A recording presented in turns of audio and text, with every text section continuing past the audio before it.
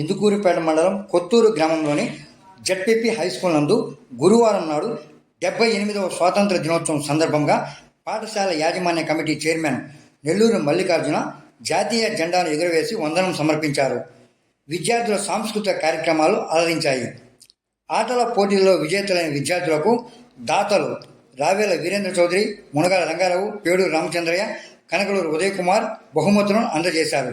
ఈ కార్యక్రమంలో పాఠశాల ఇన్ఛార్జి ప్రధానోపాధ్యాయులు సుధాకర్, పాఠశాల యాజమాన్య కమిటీ సభ్యులు తదితరులు పాల్గొన్నారు.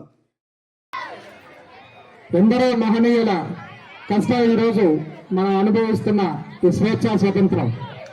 మీరందరూ అలాంటి మహనీయుల అడుగుజాడల్లో నడిచి భావి భారత పౌరులుగా వాళ్ళని ఆదర్శంగా తీసుకోవాలి. ఈరోజు స్వేచ్ఛ అంటే మొబైల్ ఫోన్స్ లో విచ్చలవిడిగా